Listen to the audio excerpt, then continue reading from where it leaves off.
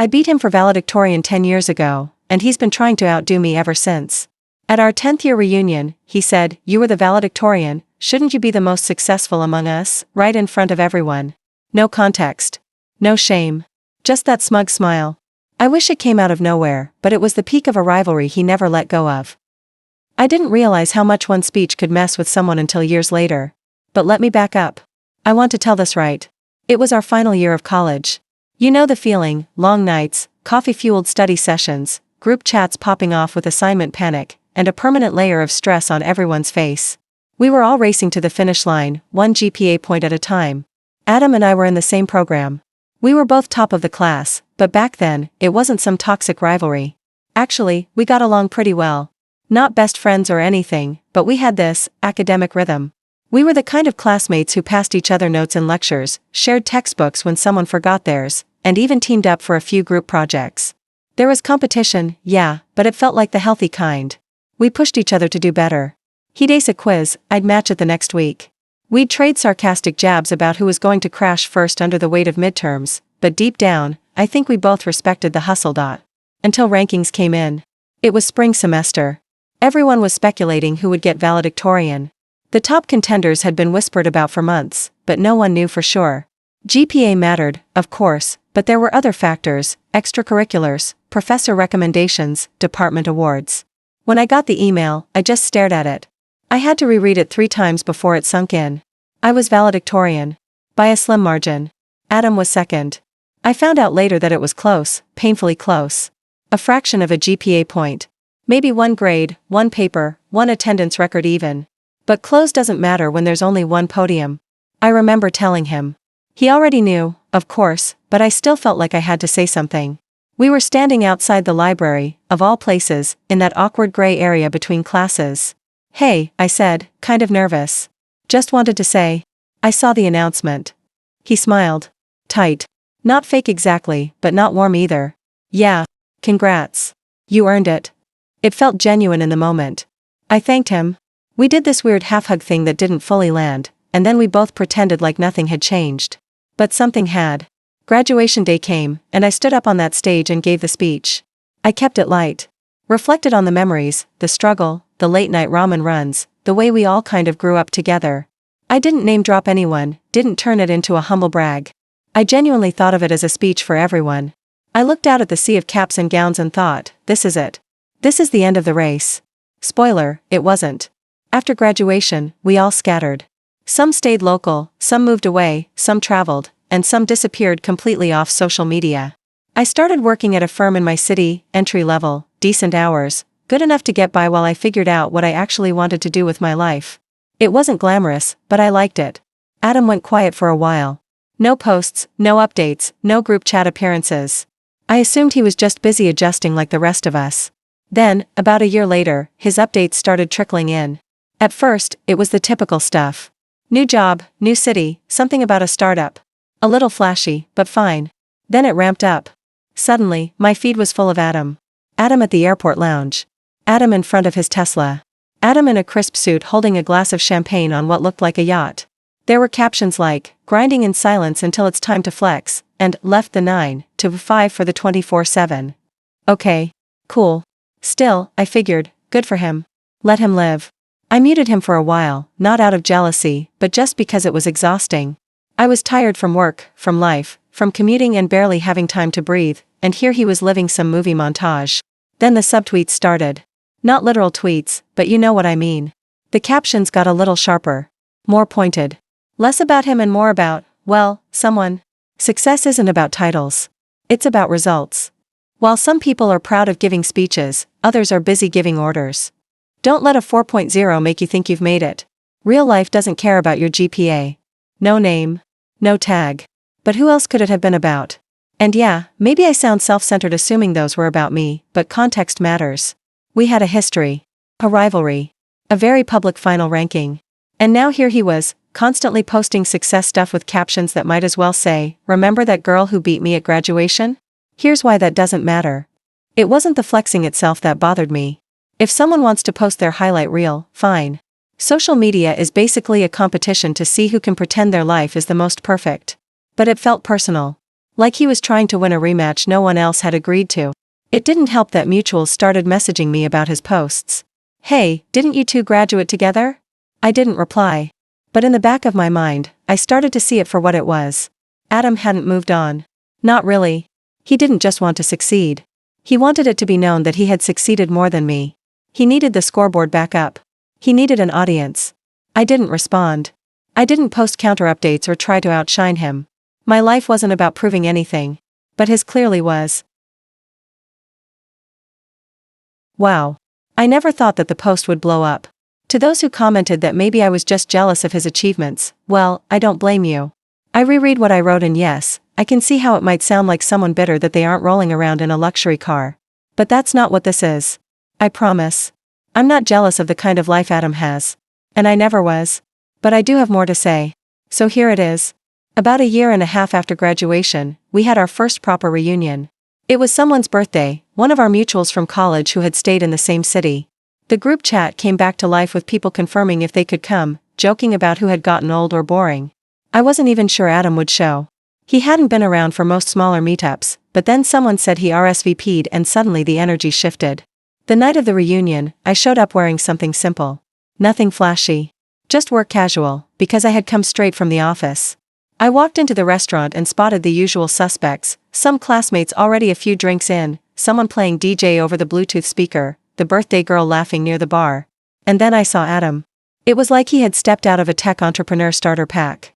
Slim fit blazer, designer watch catching the light, expensive looking shoes that didn't match the relaxed vibe of the place. He greeted everyone loudly, in that way some people do when they want to make sure they're seen. Someone asked what he was up to these days, and that was all the invitation he needed. He launched into it. "So, I just picked up my new car last week. Couldn't decide between the two trims, but I figured, why not get the better engine?" And just like that, he was off. "It's the one with 500 horsepower. Custom leather. You know, the kind of car that makes you want to drive even when you don't need to." People nodded politely. Some classmates asked follow-up questions. I just sipped my drink and waited for it to pass. I had no interest in turning this dinner into a performance review. But of course, he didn't stop there. Next came the real estate talk. "I've started investing in units across the city. You have to get in early if you want to build serious equity. I've already flipped 2 properties." He was using words like portfolio, passive income, cash flow. None of it was casual. It felt like a pitch, except no one asked for it. He glanced at me across the table. "So, what about you? What are you doing these days?" I kept my tone light. "Working at a consulting firm. Still with the same company since graduation." He nodded. 9 to 5? I smiled. "Pretty much." Adam took a sip from his drink. "That's nice. Honestly, I kind of miss the structure. These days I barely know what day it is. When you work for yourself, the grind never stops." It wasn't aggressive. But it wasn't friendly either. It was one of those things that people say when they're trying to make sure you understand they're ahead. There was no follow-up question, no actual interest in what I did. Just a chance for him to underline the difference. He spent most of the evening talking about his business. He gave tips on crypto investments, recommended productivity apps, even suggested a couple of books. Books that had changed his mindset. Someone joked that he should just start a podcast. He laughed and said he was thinking about it. At first, I found it amusing. A little annoying, sure, but nothing worth losing sleep over. I had seen enough of these types online to know the pattern. But this wasn't a stranger on the internet. This was Adam. After that night, his posts on social media started standing out more. I hadn't really been paying attention before, but now it was hard not to notice. His feed was filled with luxury. Airport lounges, rooftop dinners, time-stamped photos of him, still grinding, at 2 a.m. And the captions? They were getting pointed. "Success isn't about titles. It's about what you build." Some people peaked at graduation. "I'm just getting started." Your GPA doesn't determine your bank balance. No tags. No direct callouts. But the implications were hard to ignore. And they weren't random. They started appearing after mutuals posted job updates or when I shared an article related to my work.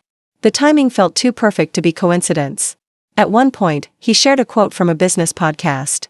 It read, "Being the best in school doesn't guarantee you'll win in life," and he captioned it with, "Took me years to learn this."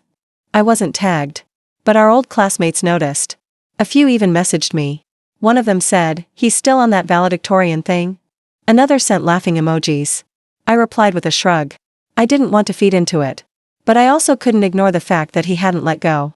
What became clear to me wasn't that Adam had a problem with success. He had a problem with my success. I never brought up college anymore. I didn't remind people of my speech or the title. Honestly, I barely thought about it. I had moved on. But to Adam, that moment still lingered. He hadn't gotten what he wanted back then, and every move since seemed like an attempt to rewrite that ending. This wasn't the only time he behaved like that. Another classmate hosted a small housewarming a few months later.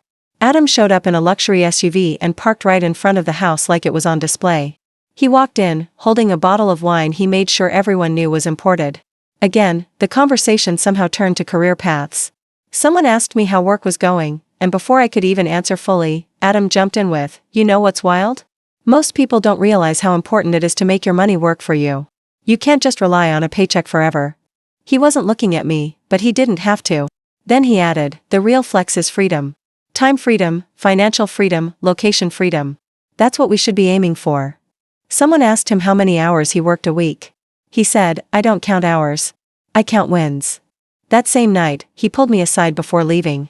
"No hard feelings, right?" he asked, casually. "You know, about back then. I think we both turned out fine." I blinked. "There were never hard feelings." He nodded, but I could tell he didn't believe me. Because for him, this had always been personal. A few days later, I got a message from him. It was a link to a job opening. His company was hiring, and he said he thought I'd be a good fit for the team. There was nothing wrong with the message itself. But it didn't feel like kindness. It felt like another move in a game only he was playing. Like he wanted to see what I'd say. If I'd apply. If I'd work under him. I didn't respond. It's not that I thought his life was fake. I'm sure he's worked hard, and maybe he's genuinely proud of what he's built. But I've also learned that there's a big difference between building a life and performing one. I don't need to prove anything. I don't need to post pictures of my apartment or show off my desk setup or tell people how much I earn. I know who I am. And I know what matters to me. But Adam doesn't just want to win. He wants me to know that he's winning. He wants everyone to know. And if that's not exhausting, I don't know what is. And yet, this was only the beginning of how far he'd take it. If you're still here reading this, thanks. I didn't expect this story to strike such a chord with so many people, but I appreciate the comments, even the ones accusing me of being too sensitive. To those who said, maybe he just likes sharing his life, or maybe he's not even thinking about you, I hear you. I really do. But stick around, because this part might shift your perspective. The competition didn't end after that first reunion. If anything, that was just the beginning of a long, slow burn. Over the next few years, Adam and I ended up at more of the same events than I expected. Not because we were close, far from it. But we had overlapping circles. College friends who still kept in touch, weddings, birthdays, housewarmings. You might be wondering why Adam was always there. Sometimes, he just found a way. Even events he initially said he couldn't attend, he'd pop in unexpectedly, always with perfect timing. Like a movie character who shows up right when the plot needs tension. At a friend's game night a couple of years after the first reunion, things were chill at first. A mix of card games, snacks, and music in the background. I had just shared a story about a client presentation that went well. When Adam, who hadn't even been listening, chimed in with, "That reminds me, when I was in Singapore last month meeting with some partners," and suddenly, the conversation pivoted to his latest business trip. No one asked, but everyone let it happen. It became a pattern. At one brunch, someone casually mentioned work stress, and Adam said, "That's why I only hire people who can manage themselves. My team's only 12 people now, but we're scaling fast." At another gathering, a friend asked what I'd been up to, and as I started explaining, Adam cut in with, "Bali was nice. It's great to reset after an intense quarter." It didn't matter what the topic was. If I was talking about anything remotely positive in my life, Adam found a way to one-up it. If I shared a story about travel, he had a more luxurious version. If I mentioned a work win, he had a bigger one, and if he didn't, he'd pivot to a completely different flex, usually involving money, freedom, or his vision. I started to dread his presence, not because I feared confrontation, but because I knew what was coming. The interruptions, the smug expressions, the unsolicited advice. At a dinner party, someone asked what kind of watch he was wearing, and I'll never forget the way he responded. "This one? It's just a simple Rolex. Nothing too flashy." He said it with a chuckle, like it was an inside joke between him and his reflection. Meanwhile, he was giving off the vibe of someone constantly auditioning for a role, most successful alumni. In one particularly awkward moment, I was catching up with a mutual friend about a project I had led, and Adam walked by, overheard a part of it, and said loudly, "See, that's why I tell people to go corporate early. That way, you get management experience before you're 30. He looked at me as if expecting agreement. I just nodded slightly and moved on. People around us noticed. You could see it in their expressions, the exchanged glances, the small moments of secondhand embarrassment. One friend texted me after a party, "Girl, does he think he's in a TED Talk every time he opens his mouth?" But what finally tipped the scales wasn't any one big thing. It was the accumulation of all the small digs, the backhanded compliments, and the moments when he twisted the knife just a little too hard. At one rooftop gathering, I was in a circle with a few others chatting about the challenges of working from home. Someone asked me about how I balance work and life now, and I was halfway through answering when Adam said, "That's the thing. When you create your own ecosystem, work-life balance just becomes life. You don't need to separate them when you love what you do." Another friend tried to redirect the conversation, but Adam wasn't done. "Anyway," he added, "you've always been good at staying the course. That's what made you valedictorian, right?" I gave a polite smile. "I suppose." He tilted his head. "Must be weird though. Having the top spot back then, but now, you know, life doesn't really come with rankings, does it?" The way he said it wasn't aggressive. It was almost sweet, like he was trying to sound philosophical. But every word was laced with implication. If you were the valedictorian, shouldn't you be the most successful among us? That's what he was really saying. And it wasn't the first time he hinted at it. It was just the first time he got that close to saying it outright. Now, for those who commented saying, "Maybe you're reading too much into it," let me ask this: how many times can a person accidentally undermine you before it stops being an accident? How many coincidences need to stack up before you call it what it is? This wasn't about business advice. It wasn't about wealth. It was about Adam's obsession with winning a race that no one else was running. One time, at a more intimate dinner with only a few of us, he gave a toast at the end of the night. "To growth," he said. "To rising beyond where we started." Then he turned to me and added, "And to those of us who inspire others, even when we don't mean to." Everyone smiled awkwardly. I raised my glass with the rest, but I felt the heat rise in my cheeks. It would be one thing if he were genuinely happy. If his wins were celebrated without the need for someone else to lose. But Adam's success only ever felt meaningful when it was placed next to someone else's perceived failure. He wasn't trying to impress everyone. He was trying to outshine me. And it was becoming exhausting. I stopped sharing personal updates in our group chats. I started turning down invitations if I knew he'd be there. It wasn't worth the energy drain. My life was good. Not always Instagram-worthy, but solid. Stable. Fulfilled in ways that didn't need to be measured by followers or income brackets. But Adam couldn't let go. At a mutual friend's wedding, I was standing near the bar when he walked over. "You're still with that same company?" he asked. "Yep." He nodded. "You're loyal. That's admirable. I could never do it, but hey, different paths, right?" He sipped his drink, paused, then added, "Just remember, there's no prize for sticking it out the longest." I looked at him for a moment, then smiled. Good thing I'm not looking for one. That caught him off guard. See, he wanted a reaction. He always did. But I was done giving him one. Adam wasn't evil. He wasn't cruel. He was just desperate. For validation, for recognition, for redemption from a decade-old bruise that had never healed. And the saddest part? He couldn't see how much of his life he was living in response to something that had already passed. All of this kept building toward something. I didn't know it yet, but I could feel it. The tension had been stretched thin over the years, and eventually, something had to snap. And it did. Here we are. The moment everything's been leading up to. If you've made it through all the previous updates, thank you for sticking with me. And if you came just for this part because the comments made it sound juicy, well, you're not wrong. It was our 10-year college reunion. A full decade since graduation. I wasn't planning on going, not really. But curiosity got the better of me, and if I'm honest, part of me wanted closure. Not from college itself, but from the shadow that had followed me ever since. Adam. By now, I had accepted that Adam wasn't just a one-time rival. He was a recurring character in the story of my adulthood, constantly trying to turn our separate lives into one long scoreboard. So yes, I was curious. Would he still be the same? Would he still try to make everything about him? Or had time mellowed him out? The event was held at a swanky hotel ballroom in the city.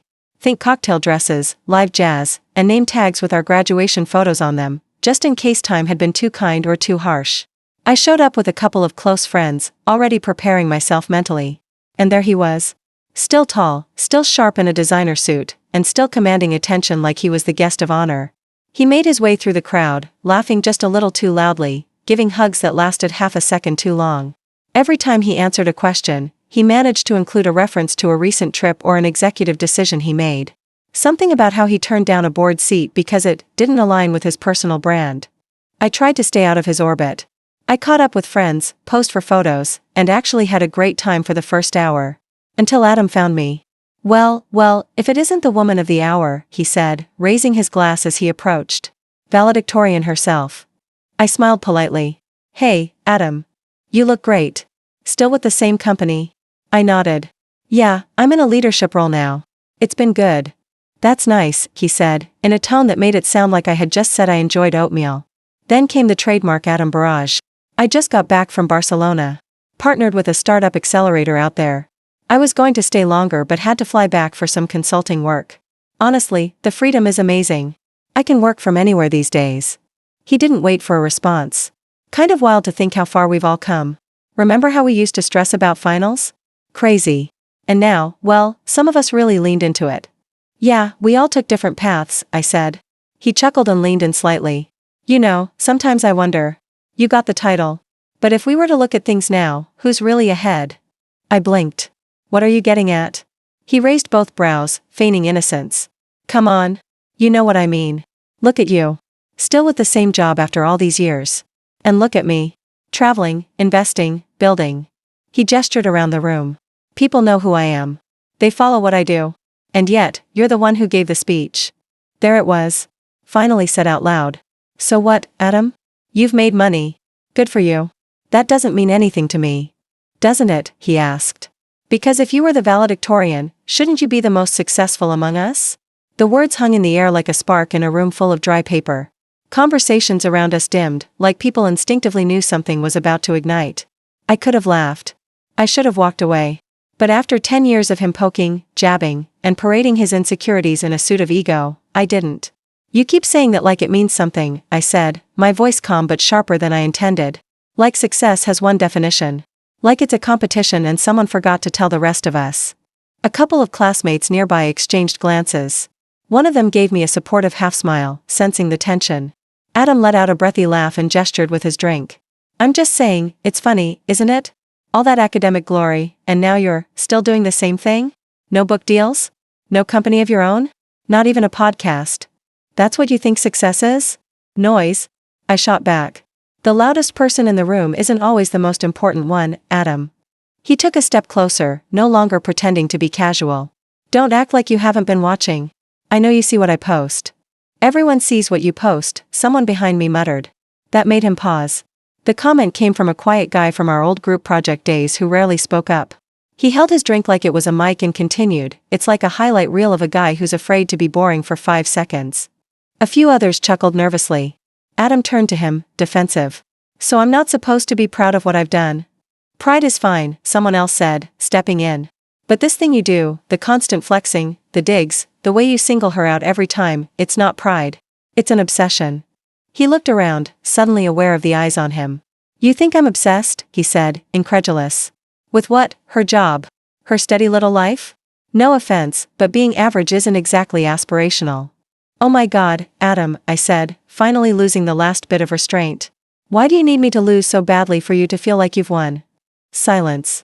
Even the jazz band in the corner seemed to hesitate on the next note. He opened his mouth, then closed it. Then, like a last attempt at dominance, he said, because I worked for this. I built everything I have. And yeah, maybe I didn't give some speech at 22, but now? People listen when I talk. I matter. You matter? I echoed. You're at a reunion, arguing with your college rival in front of our classmates like it's still 2015. That doesn't scream I matter. That screams, I haven't moved on. He blinked. Just once. And then came the final blow, not from me, but from one of our classmates who'd been quiet this whole time. Honestly, Adam? It's embarrassing. No one came here to relive some ranking from 10 years ago. We came here to reconnect, not watch you implode. His jaw clenched, his eyes flicked to mine, but I didn't flinch. I just stood there, waiting to see what he'd do next. And then, like a balloon suddenly out of air, he turned, muttered something under his breath, and walked toward the exit. Everyone watched him leave. No one followed. After Adam left the room, the rest of us stayed. The tension lingered for a while, conversations quieter, a little more cautious, but the energy slowly returned, softer this time. More honest. I ended up spending the rest of the night catching up with old classmates who I hadn't spoken to since graduation. Some shared updates about their kids. Others talked about career changes, failed businesses, sabbaticals, new passions. The kind of stories that don't show up in curated Instagram feeds but speak volumes about real life and the growth we rarely see. As for me, I went home that night lighter than I expected. Not because I won some argument, that was never the point, but because I finally stopped carrying a weight that was never mine to hold. For years, I thought Adam and I were still in some invisible race, but that night I saw it for what it really was, a chase he never stopped running. I haven't heard from him since. No more tagged photos. No unsolicited emails. No vague Instagram stories. Just, nothing. And I think that silence has been the most telling part of all. Now, a few people have asked what I'm doing with my life, so I'll share a little, since this is probably the last post I'll make about all this. I'm still working at the same company, but in a completely different role now. I help build leadership programs and mentor new hires, which is honestly one of the most fulfilling things I've ever done. It's not flashy. There's no big headline. But I sleep well. I laugh a lot. I surround myself with people who make me better, not smaller. Outside of work, I've started hiking more. I learned how to cook something other than pasta. I adopted a cat named Bean, and she has more attitude than I ever did as a college senior. But more than that, I've learned to stop looking sideways. You can't walk your own path if your head's always turned towards someone else's lane. So to those of you who followed this story from the start, thank you. Truly. I expected a few "same here" comments. I didn't expect hundreds of people sharing their own stories, encouraging me, or even challenging me in thoughtful ways. Your words made me reflect more deeply than I ever thought I would. And to those who said, maybe he was just insecure, or maybe he needed help, I hear you. I think you're right. But sometimes, understanding someone's pain doesn't mean you have to carry it. To anyone who's ever had someone try to diminish your shine just because they couldn't handle their own reflection, I hope you let that light burn even brighter. You don't owe anyone a version of yourself that fits their narrative. Especially not someone still stuck in a story that ended a decade ago.